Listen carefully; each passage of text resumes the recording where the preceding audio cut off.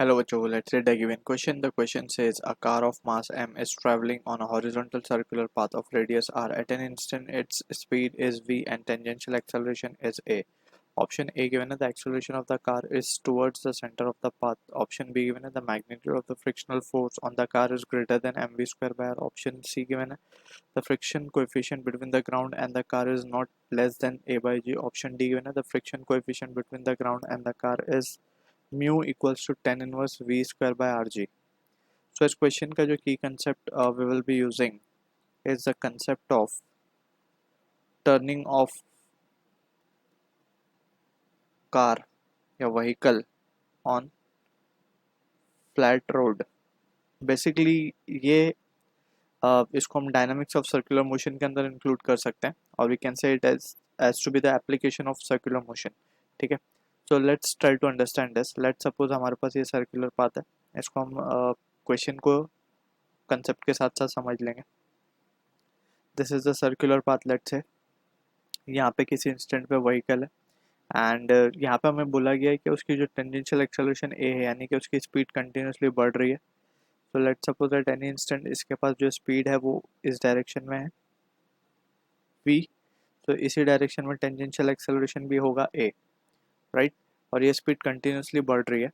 So we have studied के for a circular motion अगर ये यूनिफॉर्म सर्कुलर मोशन होता या हम यूँ कहें कि स्पीड इसकी अगर कांस्टेंट होती, सो इन दैट सिचुएशन सिर्फ एक ही फोर्स इसके ऊपर एक्ट करता है, दैट इज सेंट्रीपिटल फोर्स, और we can say centripetal acceleration that will be acting towards the centre A C, right. लेकिन इन दिस सिचुएशन यहाँ पे दो एक्सेलरेशन एक्ट करेंगे, सो वी कैन से जो नेट एक्सेलरेशन की डायरेक्शन होगी वो यहाँ पे कहीं होगी.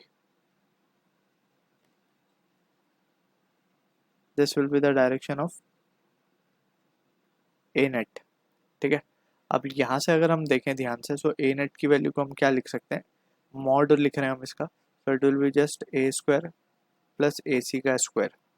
And also we have studied जो ए सी है दैट इज रेडियल एक्सेलरेशन या सेंट्रीपिटल एक्सेलरेशन, उसका एक्सप्रेशन आता है V square by R if R is the radius of this circular path.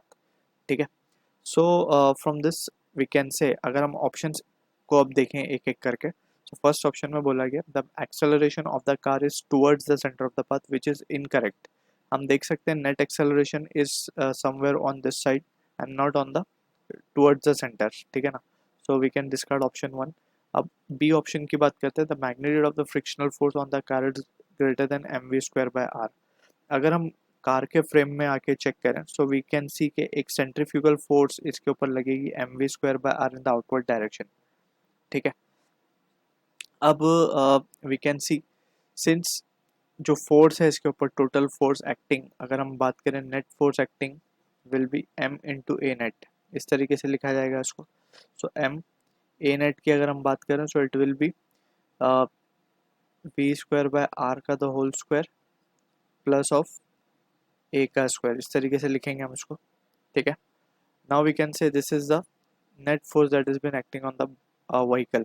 अब इसी फोर्स को कौन बैलेंस करता होगा, फ्रिक्शन. क्योंकि हमें पता है for a turning of a road on flat road we know कि फ्रिक्शन जो है वो बैलेंस करती है फोर्स को. अगर ये यूनिफॉर्म वेलोसिटी से मूव हो रहा होता तो ए तो नहीं आता, तो सिर्फ in that situation friction force toward centre लगता जो कि बैलेंस कर रहा होता है M V square by R को. बट यहाँ पे सिचुएशन डिफरेंट है, तो यहाँ पे we can say friction force should be greater than और equals to under root of ये जो हमें फोर्स की वैल्यू मिली है, राइट. वरना तो कार क्या हो जाएगी, स्किड हो जाएगी.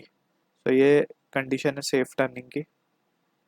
अब from this we can say अगर हम ध्यान से देखें यहाँ पे, तो इसमें बोला the magnitude of frictional force on the car is greater than M V square by R. तो यहाँ पे हम देख सकते हैं कि एम को अगर हम अंदर मल्टीप्लाई करते हैं, तो M V square by R से जो वैल्यू है एफ एस की वो ए टाइम्स बढ़ रही है, यहाँ पे ए टाइम्स ज़्यादा है. तो we can say option B जो है करेक्ट होगा. ऑप्शन सी की बात कर लेते हैं, the friction coefficient between the ground and the car is not less than A by ji.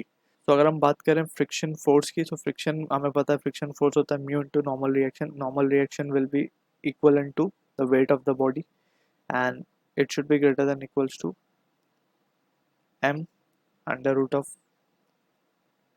a square plus V square by R the whole square. तो यहाँ पे हम देख सकते हैं अगेन, अगर हम throughout the equation M G से डिवाइड कर दें तो mu should be greater than equals to, यहाँ पे बचेगा जी, और जी को जब हम अंदर ले जाएंगे so it will be A by G the whole square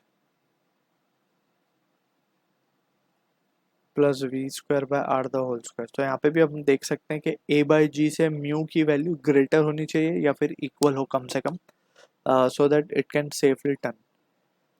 तो यहाँ पे भी ये ग्रेटर है और इक्वल है, बट ऑप्शन में बोला गया should is not less than A by G, which is again true.